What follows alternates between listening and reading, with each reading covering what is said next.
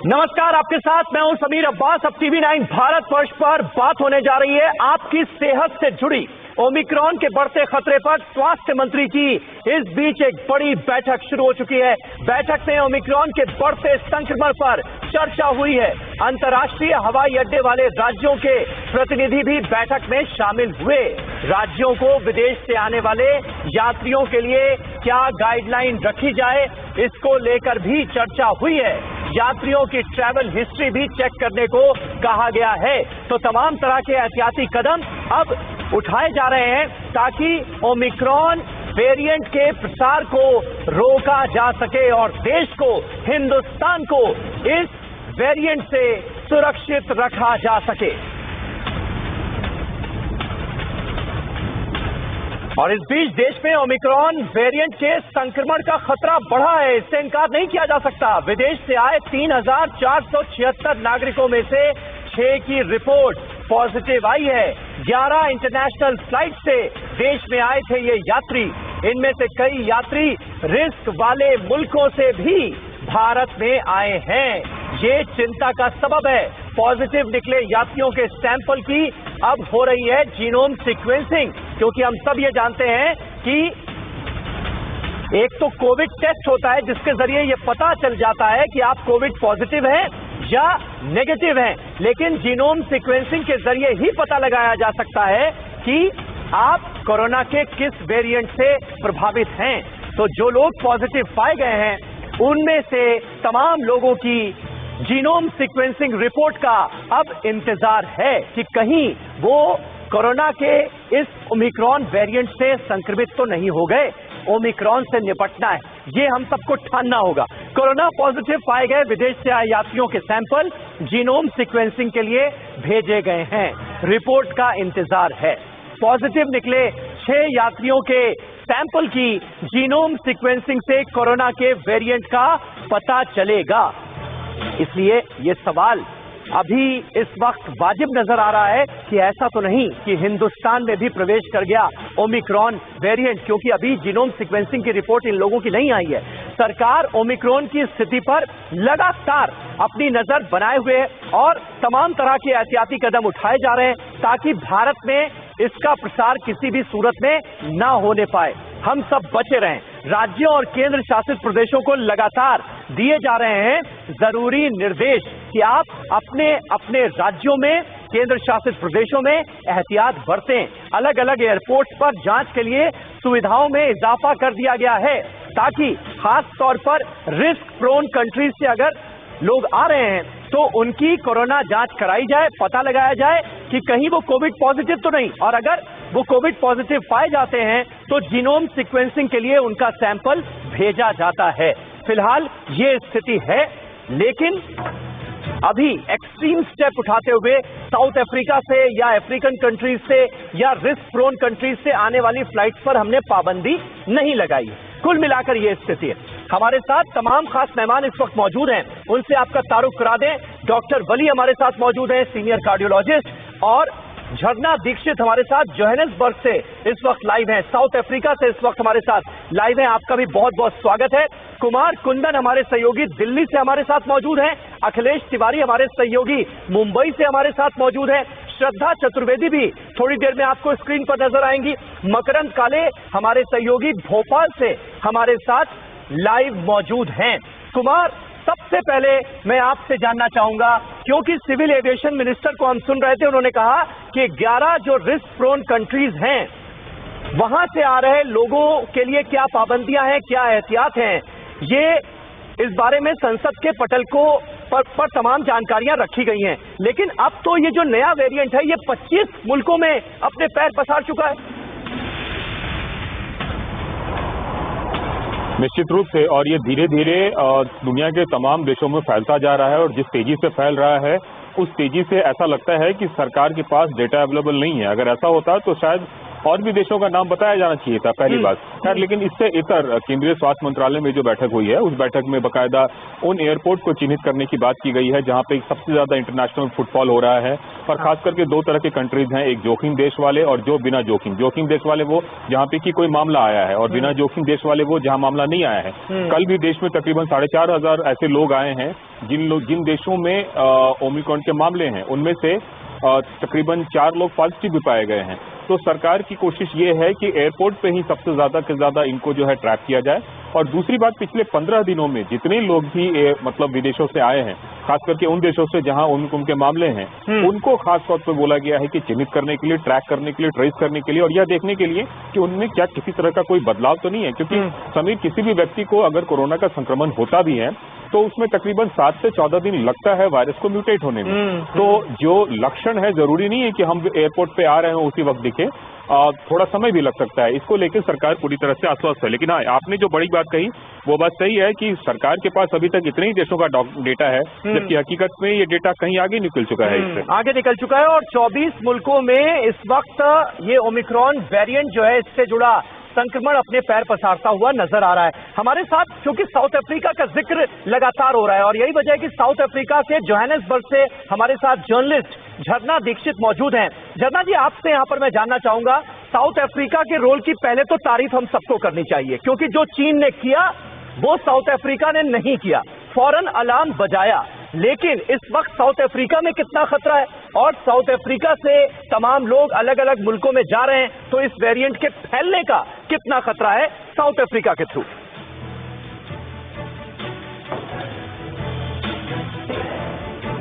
झरना जी, आपका audio mute है, ऐसा लग रहा है।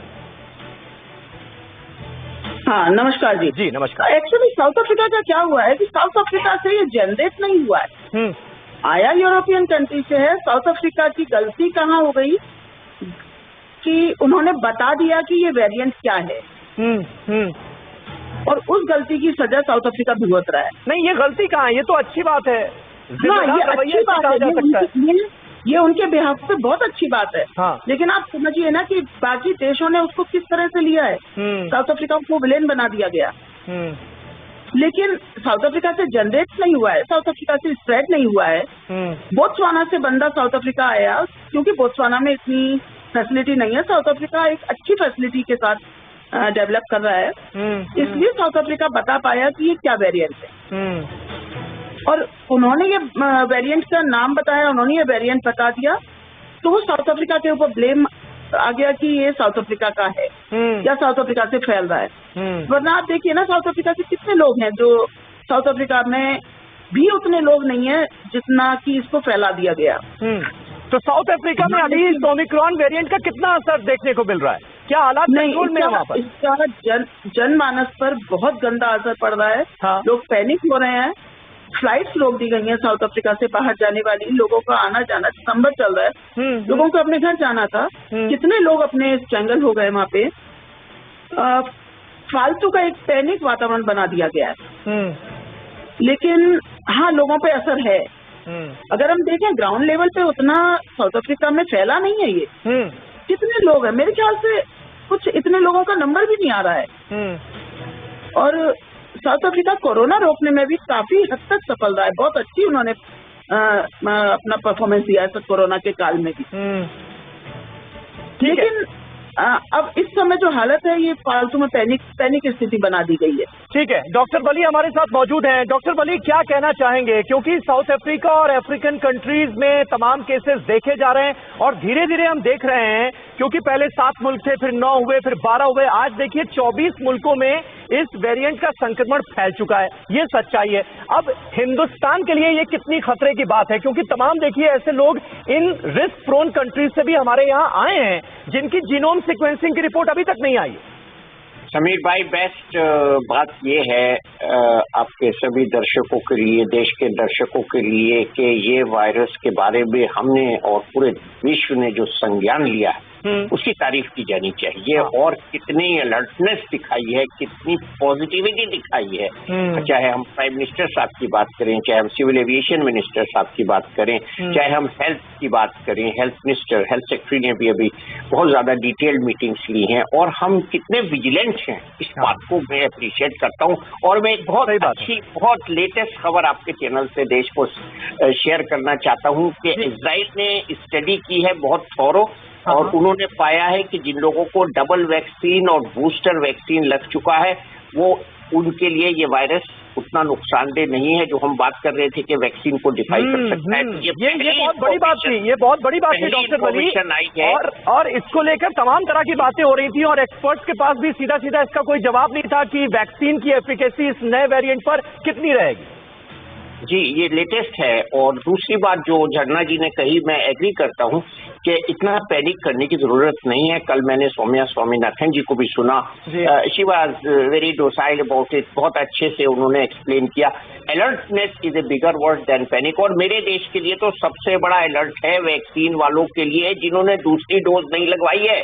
40 लाख लोग आगे आइए, जल्दी से आके दूसरी डोज लगवाइए और देश को वैक्सीनेशन के फ्रंट पे आगे बढ़ाइए। खाली बातें से कोई फायदा नहीं, और मास्क लगाइए, मास्क लगाना बहुत जरूरी है। बिल्कुल, वायरस के बारे में जानने में 10 दिन लगेंगे, अभी पूरे 10 दिन लगेंगे, and then we will sit down again and discuss कि भाई ये क्या नया आफत है। सही बात है डॉक्टर वली, बहुत सही बात आपने कही। और इस बीच अपने दर्शकों को यह भी बता दें कि विदेश से मुंबई आए 3 और यात्री कोरोना संक्रमित निकले हैं। अफ्रीका समेत बाकी हाई रिस्क देशों से ही आए हैं ये यात्री भी, इसलिए चिंता का सबब हमारे लिए, आपके लिए है। मुंबई में विदेश से आए संक्रमित यात्रियों की संख्या अब 4 तक पहुंच गई है। 12 नवंबर से अब तक हाई रिस्क देशों से 1000 यात्री मुंबई आए हैं। 100 यात्रियों की टेस्टिंग में 4 पॉजिटिव निकले हैं, और जीनोम सीक्वेंसिंग की रिपोर्ट इनकी आनी अभी बाकी है। अखिलेश तिवारी हमारे संवाददाता मुंबई से हमारे साथ मौजूद हैं। अखिलेश, पूरी अपडेट दें मुंबई को लेकर, महाराष्ट्र को लेकर, क्या इस वक्त खतरा है, क्या हो रहा है? जी बिल्कुल समीर, अपने दर्शकों को बताना चाहेंगे कि जब महाराष्ट्र में पहली लहर आई थी तब इतनी तैयारी नहीं थी, और दूसरी लहर में भी आपने देखा होगा कि जिस तरह से ऑक्सीजन की मारामारी थी, सबसे ज्यादा जो आंकड़े आ रहे थे मरीज के वो महाराष्ट्र से आ रहे थे, सबसे ज्यादा जो डेथ हो रही थी वो भी महाराष्ट्र से हो रही थी। इसलिए महाराष्ट्र में जो भी तैयारियां की गई थी सेकेंड लहर में, उसको डिस्ट्रॉय नहीं किया गया, ये सबसे बड़ी अच्छी बात है। और आपको मैं दिखाना चाहूंगा कि ये जो पीछे आप देख रहे हैं कोविड सेंटर, यहाँ पर जो भी यात्री आएंगे अगर उन्हें क्वारंटाइन करना है तो यहाँ पर उन्हें रखा जाएगा। जो अपने खर्चे नहीं उठा सकते होटल के, उन्हें यहाँ पर रखा जाएगा, और जो होटल के खर्चे खुद उठाने के लिए तैयार हैं उन्हें होटल में व्यवस्था की गई बीएमसी की तरफ से। अब मुंबई में 4 लोग हो गए हैं, जबकि महाराष्ट्र में 9 लोग पॉजिटिव आए हैं। और अभी बाकी जो यात्री मुंबई में उतरे थे, 466 यात्री मुंबई के थे, और उसके अलावा जो दूसरे डोमेस्टिक उड़ान लेकर गए हैं, जैसे कि वो पुणे हो, नासिक हो, नागपुर हो, उन्हें भी ट्रेस करने की कोशिश की जा रही है। कुल 15-20 दिन में 1000 यात्री आए हैं जो हाई रिस्क कंट्री से आए हैं। जी ठीक है अखिलेश, बने रहे आप हमारे साथ। इस बीच ओमिक्रॉन अलर्ट को लेकर दिल्ली से बड़ी खबर आ रही है। बिना वैक्सीनेशन वाले लोगों की दिल्ली में एंट्री हो सकती है बैन। ये कड़ा कदम उठाया जा सकता है। डीडीएमए की बैठक में ये प्रपोजल रखा गया है। दिल्ली मेट्रो, बसों और सिनेमा हॉल में भी लग सकता है ban. DDMA, Delhi disaster management authority की बैठक में ये बड़ा प्रस्ताव रखा गया है, और इससे जुड़ी तमाम अहम जानकारियां श्रद्धा चतुर्वेदी इस वक्त क्योंकि हमारे साथ मौजूद हैं और वो इस खबर पर लगातार नजर बनाए हुई थी। श्रद्धा, क्या हुआ है इस प्रपोजल के बारे में और क्या डिटेल सामने आई, क्या हो सकता है?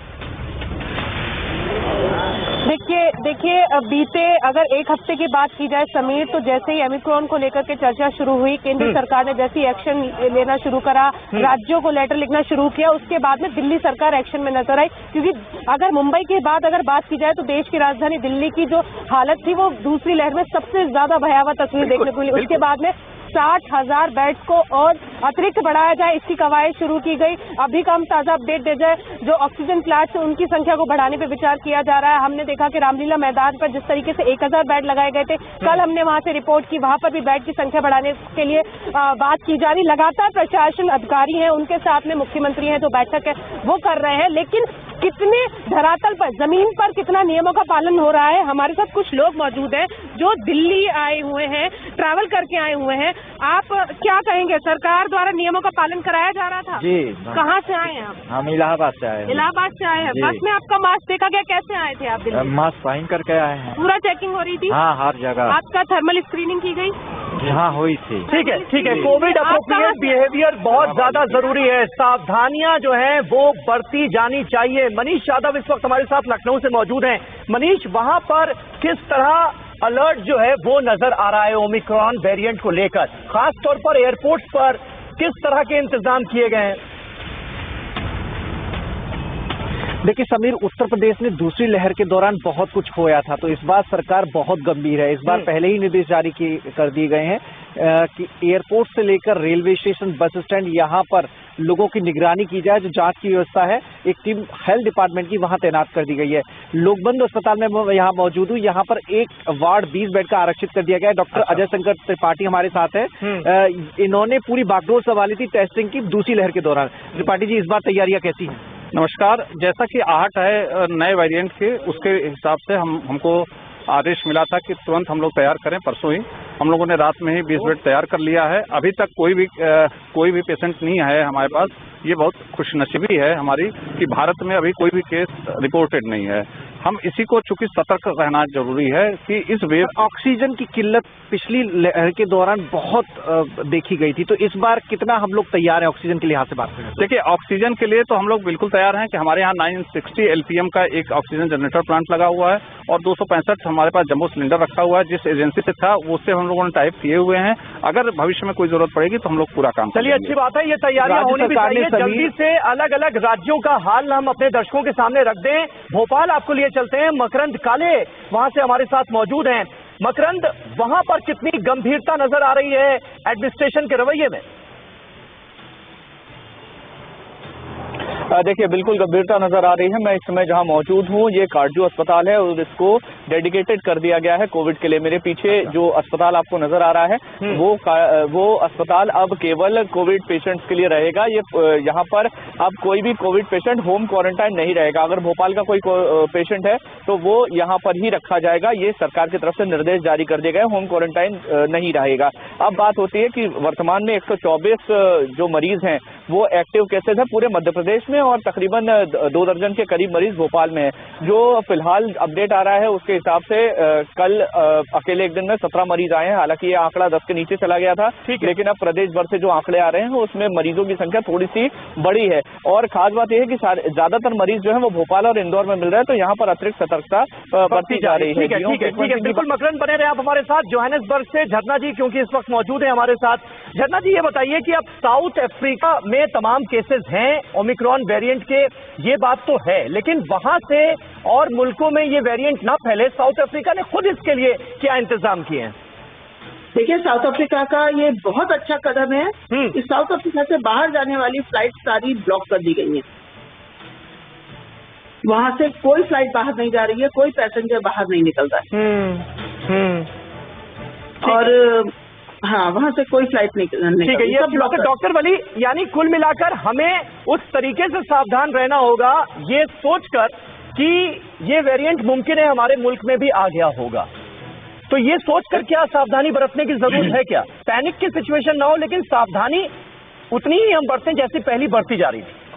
देखिए, बिल्कुल सही बात है समीर भाई आपकी। वेरिएंट्स और भी आएंगे फ्यूचर में और हम लोग बात करेंगे उनकी, लेकिन इस समय की सबसे बड़ी सावधानी ये है कि जो लोग फंक्शंस कर रहे हैं उसमें प्लीज कम लोगों को बुलाइए, जितनी पहले लिमिट थी। दूसरा, मास्क लगाइए। तीसरे, अपने दोनों टीके पूरे कर लीजिए इससे पहले कि चेकिंग शुरू हो जाए सबकी और मेट्रो से उतारने दिया जाए और आपको दिल्ली में न घुसने दिया जाए। टीका लगवा लीजिए। बिल्कुल, वैक्सीनेशन बहुत ज्यादा जरूरी है और सावधानियों का साथ नहीं छोड़ना है। बहुत बहुत शुक्रिया आप सभी का हमारे साथ इस बातचीत में जुड़ने के लिए, इस चर्चा का हिस्सा बनने के लिए।